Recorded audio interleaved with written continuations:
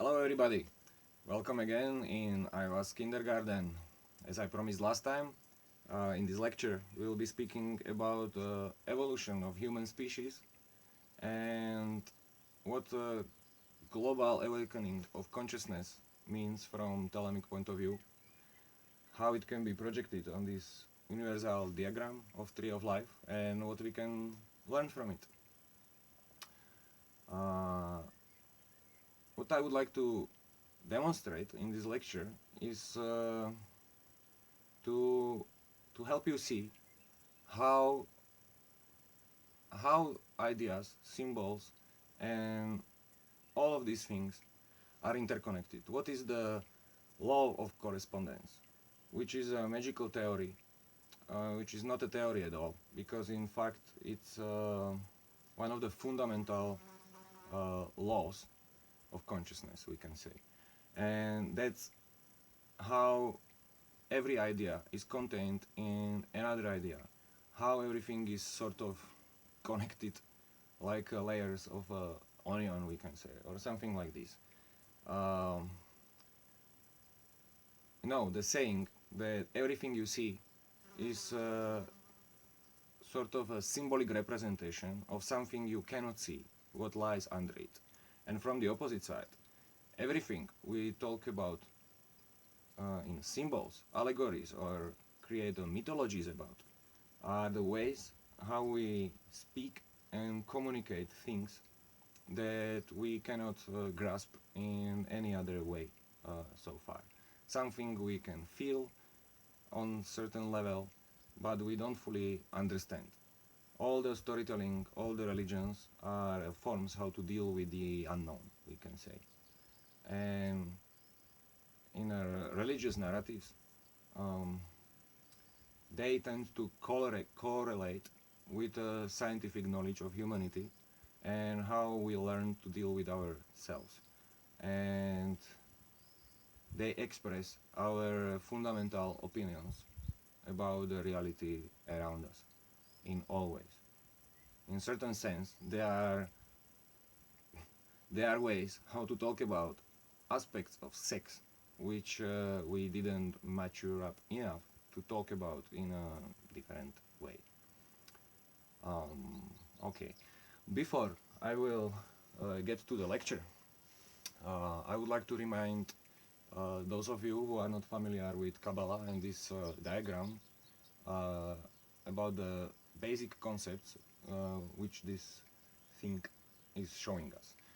Uh, One of them, a path of creation, so-called, which goes from the first Sephira to the last one, and describes in a necessary logical steps the stages of how anything pops up from three layers of nothing into a singularity of inspiration, we can say, and how this singularity divides itself into multitude and all the stages it needs to pass until what was imagined here is manifested here. It can be a way how to speak about the creation of the world. It can be a way how to describe how something goes from appearing as an idea in your head through all the stages of thinking, doing, preparation, until it's manifested. It can be really anything. From the opposite side, we are talking about the path of return, which in the most basic sense describes the awakening of a earthly human to his heavenly origins, we can say. Step by step, the awakening and activation of consciousness, which we described in the way of the path of the hero, of one individual human story. And one part of this story is important for our lecture today. So I will talk a little bit about it before I will go to the evolution. And that part is the one which is most difficult to talk about, the crossing of the abyss. So please don't take my words as a limit or as a precise explanation of what's going on. It's just a way how to illustrate a very complex process. And to understand this will help us to understand later what I will be talking about. So, what is crossing of the abyss?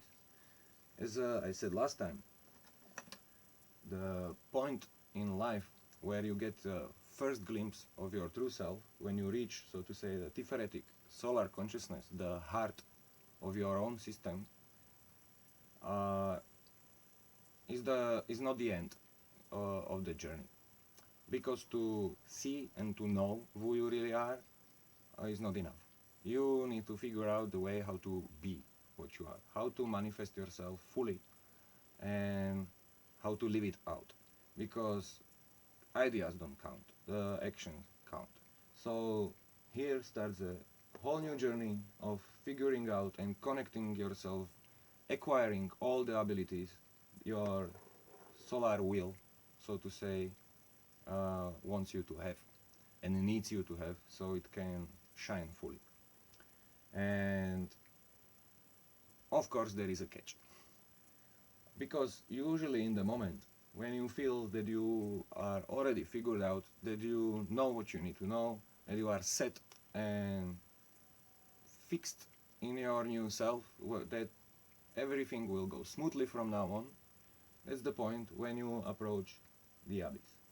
In the abyss there is one sephira, which is sometimes not drawn. It's the sephira number 11, which is said that it doesn't really exist. Not in the sense like the ideas represented by other sephiras exist. This sephira is called Dat, or knowledge, and is the house of the only evil demon in the Thelemic universe, who we call Chronozon, the Lord of Lies, Lord of Illusion, master of a human mind. And your angel, your intuition, eventually brings you to the borders of the abyss, and you are literally being plunged in it with no help.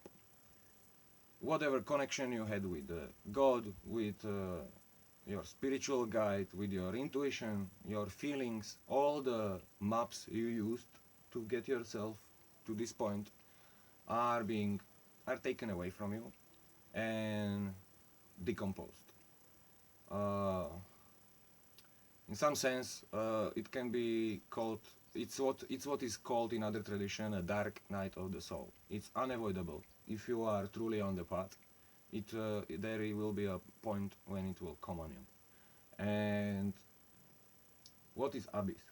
Abyss, we said, is the distinction between what we think there is and what actually is, what really is.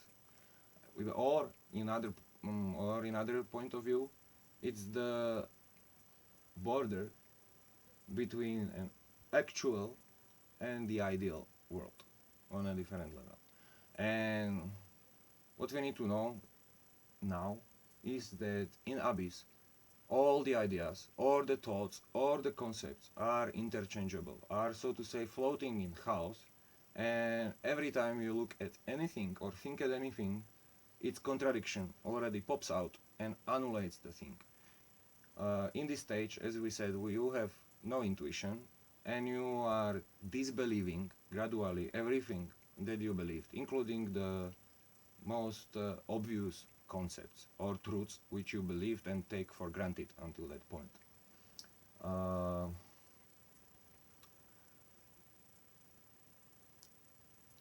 And it can be a really dire experience. It can approximate toxic psychosis almost. It's the state of mind where you cannot make sense out of just about anything.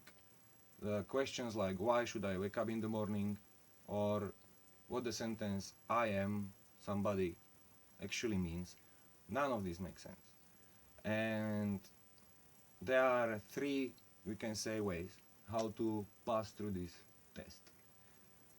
The ideal is to put your act together, and even if you were just sort of thrown from the shiniest light to the darkest darkness, to keep your faith, so to say, to keep your direction and proper attitude, and go on with whatever you are until you emerge on the other side as a master of the temple, the master of his own self, who is no longer lying to himself about the world or himself, who knows the reality of things. And here we say that you are being reconnected with your angel. Things start to make sense again, but differently than they used to here.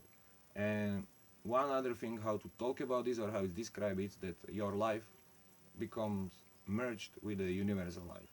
You will find your place in the order of the universe, we can say, but you are a conscious entity, unlike animals who are always in the order of the universe, we can say, but they have no choice.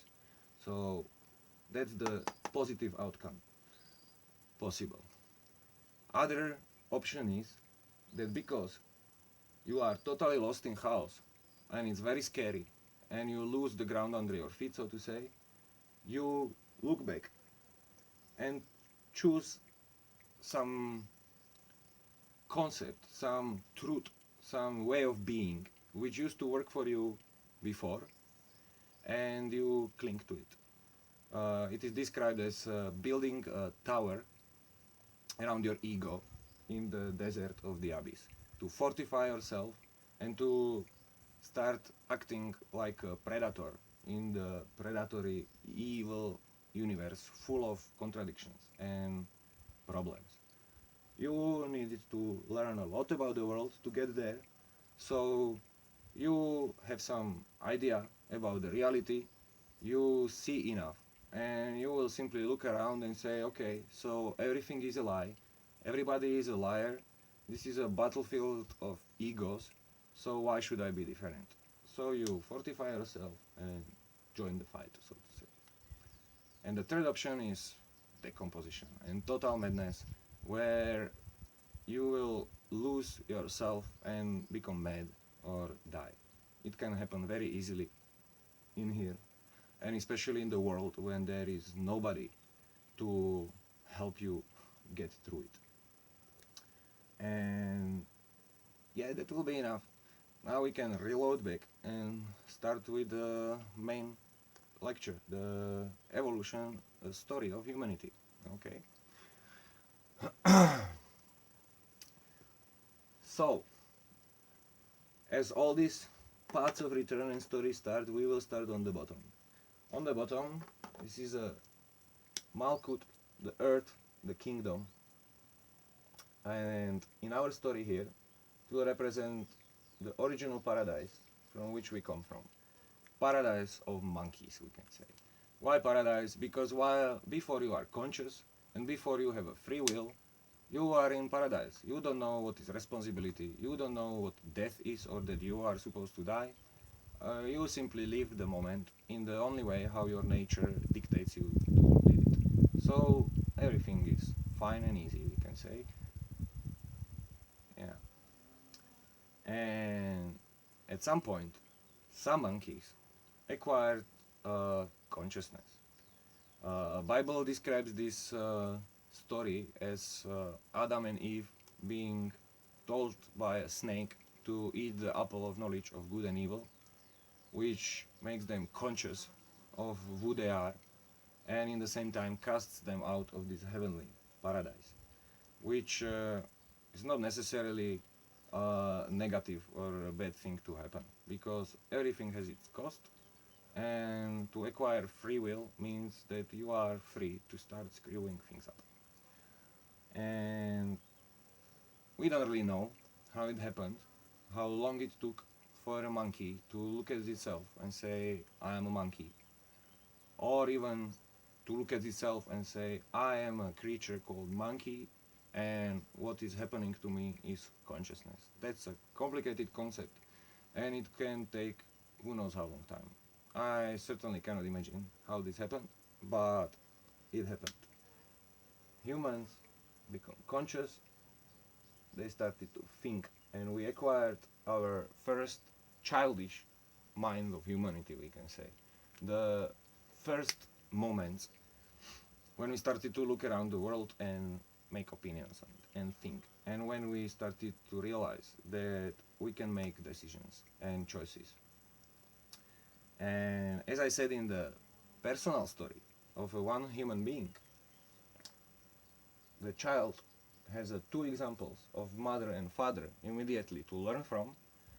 It was not the same for early humans, because the conception of the father as the giver of life uh, is not something obvious. We had to grow to the knowledge of this. What was obvious was the love of the mother. And that's where our attention was focused. We were gatherers and hunters, and what was immediately on our plate, so to say, was the generous nature full of life forms, which gives us food, materials to build shelter, and all those things, and of course, in the same time, threatens us on daily basis and uh, is uh, is a master of our existence, we can say. We had a hard time dealing with her, but she was the only thing we know, and so we worshipped Mother Earth as the sole source of life. And on the level of human society, we seen women as the miraculous bringers of life as well, because woman was this strange creature who sometimes grows a big belly and then pops a whole new human being out of her. And for the early tribes, this was a real miracle, because connection of sex with the making babies was not obvious for some time. And so we had all these mother cults. We had what Crowley called the Aeon of Isis, or the Aeon of the Mother worship. And these cults were in one form or another spread through all the planet. And as the time passed, we were refining our intellect and our intelligence until the moment when we were able to realize the role of the father. Um, we can say that this probably happened when people stopped traveling around and being just gatherers and hunters, when we start to grow things, when we settled and we start farming. Because as soon as you stop on one place and try to make something out of it, you will start noticing the movements of the sun, the movements of the seasons, and what it does to your garden, or you know. So people realized that without the man and without the sperm, there will be no children popping out of women. And in the same way, without the light of the sun, this planet will be just a dead black rock floating through an empty space. Nothing will grow.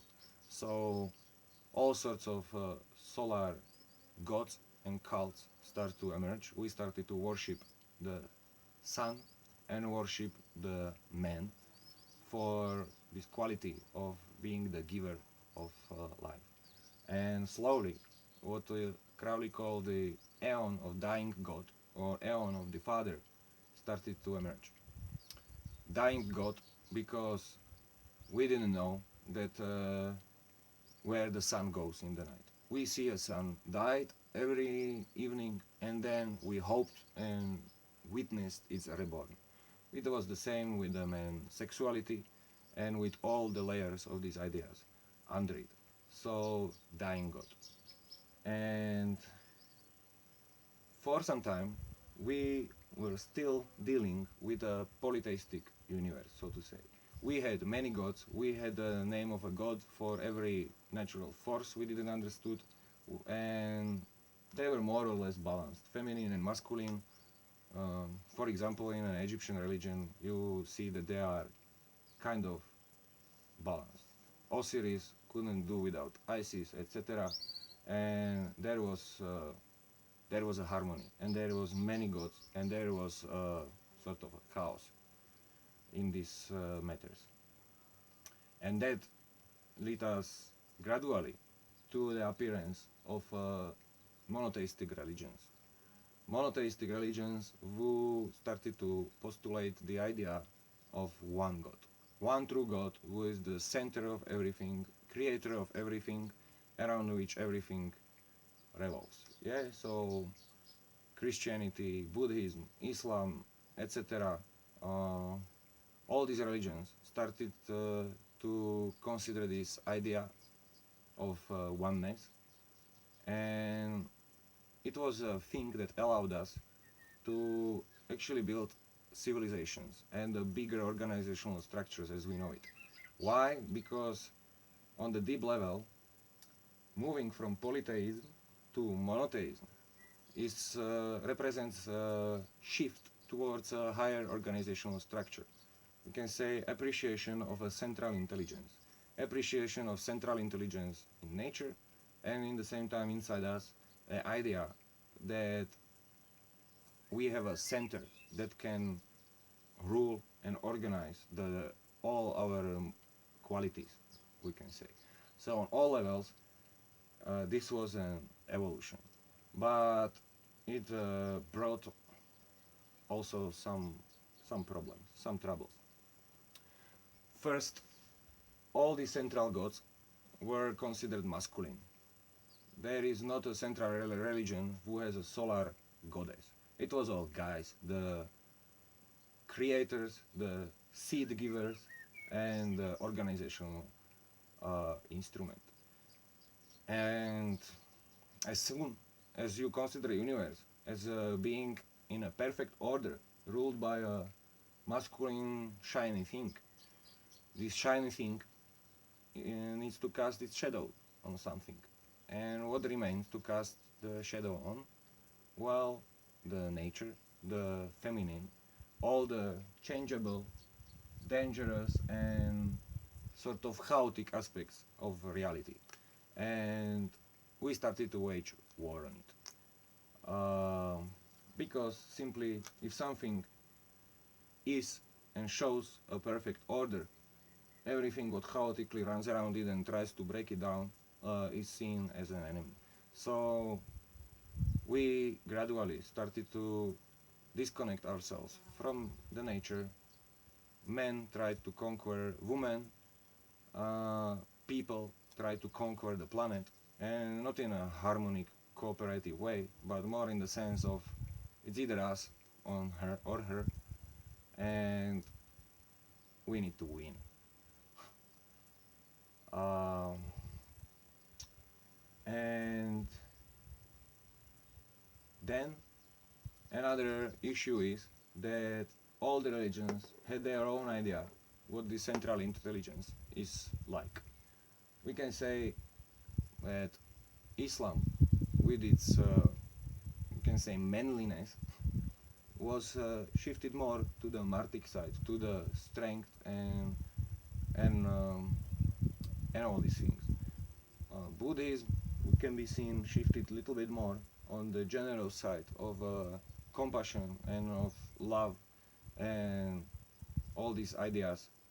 Um, and there is many other positions, many other considerations, and even inside of the religions there were different sects and opinions of what does this has to be.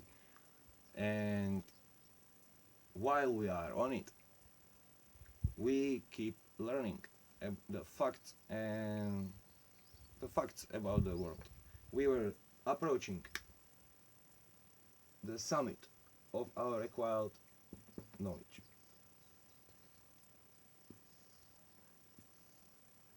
And more we approached this point, more we realized that this concept is not quite working out. People started to doubt even the idea of God himself, and closer we were to the feeling that we understand everything and when we know all, the more the idea of whatever God started to seem obsolete almost. People turned to a worshipping of industry, of science, and we had a material industrial revolution, which on the beginning was looking like a victory. We were very happy. Now we don't need to walk, we have cars. We have phones and we can talk to each other on distance. Everything is easy, and we have less work. Hurrah! But it's not even 100 years since this time, since the beginnings of this summit of, oh yeah, we are conquerors of the planet and now we can do with it what we want. It's not even 100 years since then, and where we are now. We are in a world which is being flooded by infinite amounts of useless junk, things nobody really needs, and loads of, still more and more forms of cheap entertainment, and in the same time, the bag of all the knowledge sort of exploded in our faces. Now there are no secret teachings. All the esoteric traditions are revealed, are out there. You can easily, thanks to internet and everything else, get to any knowledge, any belief, any way of living. And that's what Abyss is about, basically. Chaotic, chaotic sphere where nothing makes sense anymore. Because we said no to the central idea of God. You know, it was problematic anyway when a lot of central ideas is competing for being the one central idea. So we have wars, and yeah, and then as the faith declined, uh, it all simply started to make sense. So we literally throw away our holy guardian angel, our central sense-making story, and that was God created this world, and it has a sense, it has a story, and it has a direction. And that we are getting to what I wanted to talk about, global awakening of consciousness. But it's not some fantastic awakening to a beautiful reality. It's not about people somehow becoming better, more clever, more spiritual by the magic wand movement of somebody somewhere. Global awakening is a harsh awakening to the truth, and we can say approximates a collective crossing of the abyss. Because just just look at the world around you. Look at the news. Look at what's happening everywhere. Yeah, as I said, endless products, endless truths, endless opinions. We have so much of technological knowledge. We still cannot figure out what to do with it, because our problems seem at this point to have no solution. No matter what we try, no matter what sort of our knowing we try to apply, it sort of always backfires and ends in a way we didn't really want it, we can say.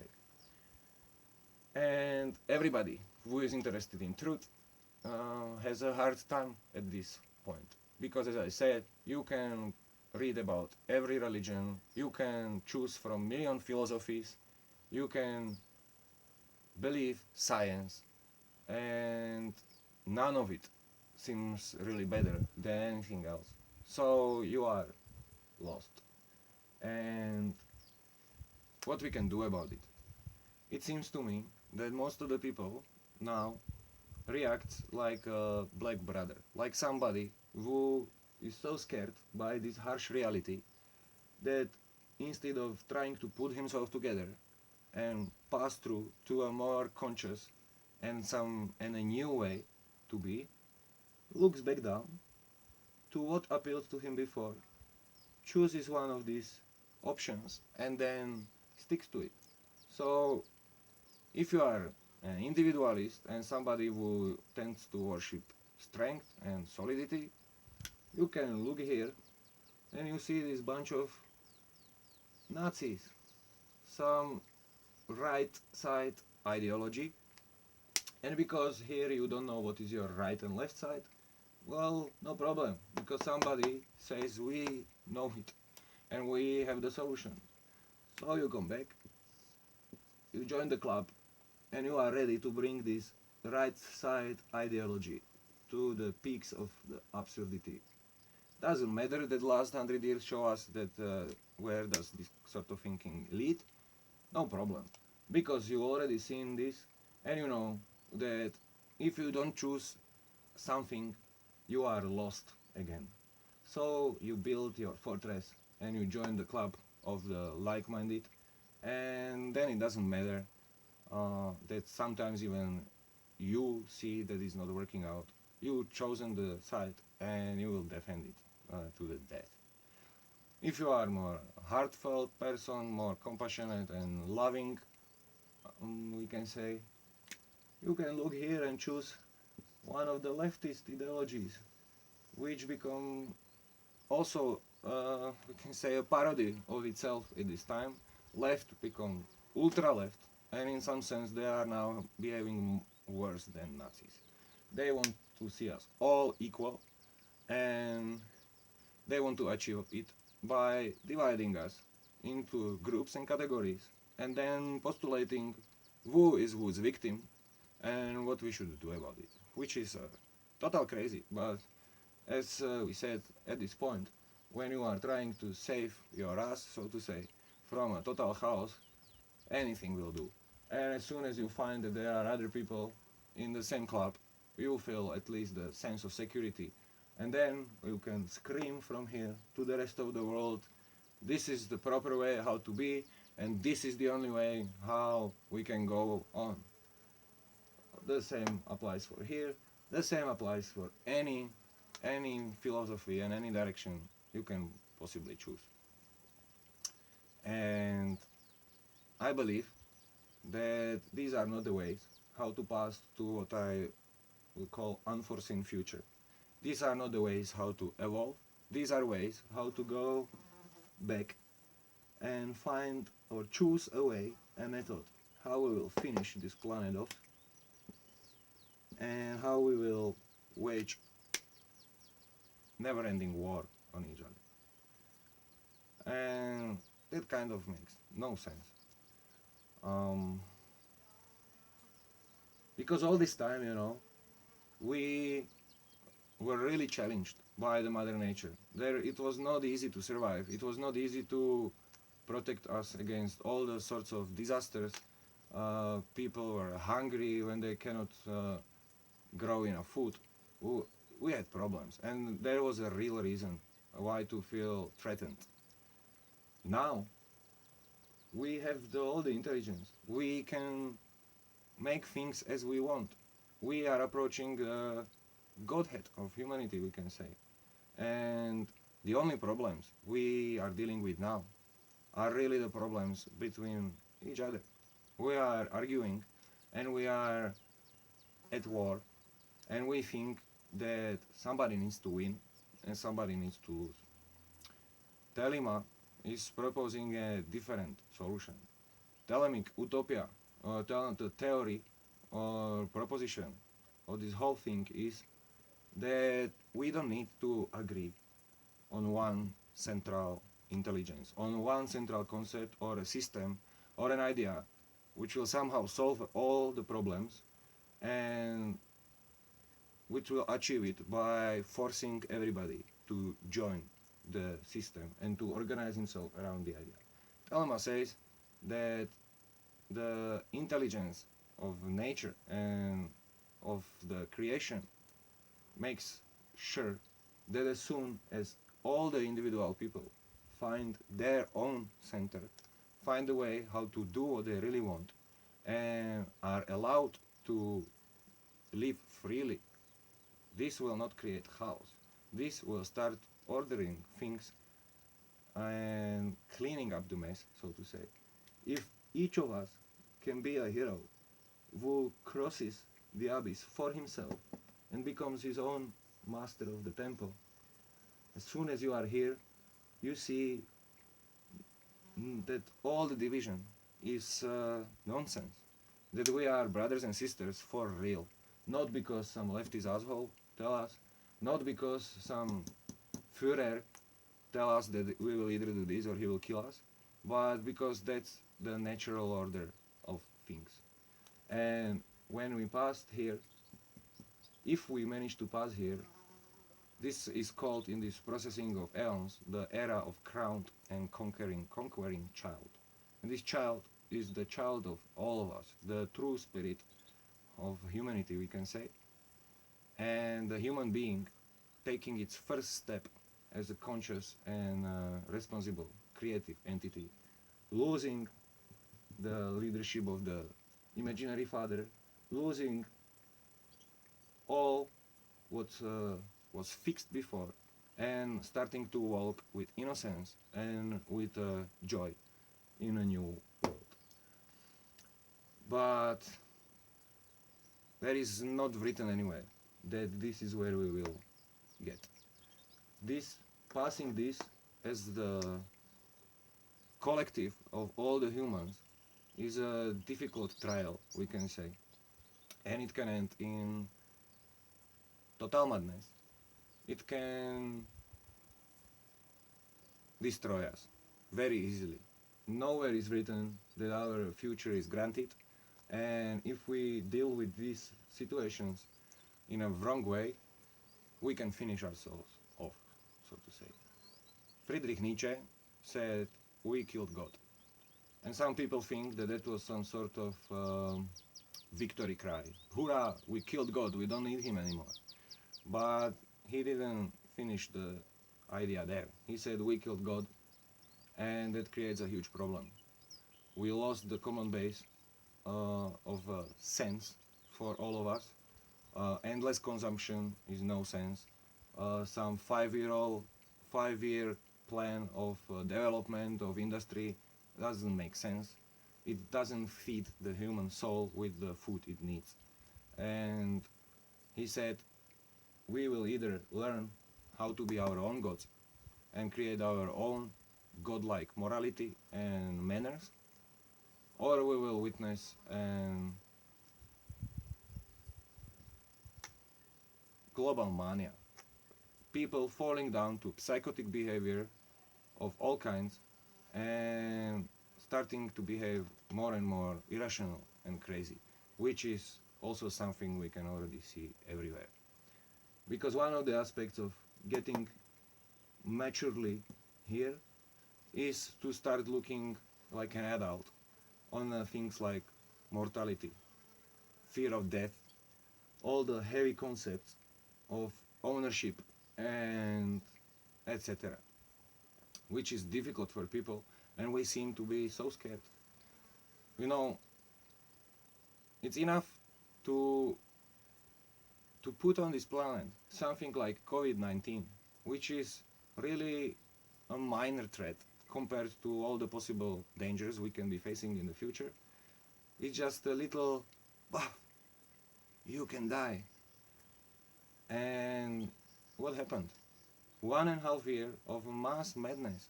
All of the people, for everybody, it was enough to throw away their common sense, their own reason, their freedom, and we indulged in mass security measures for appearances.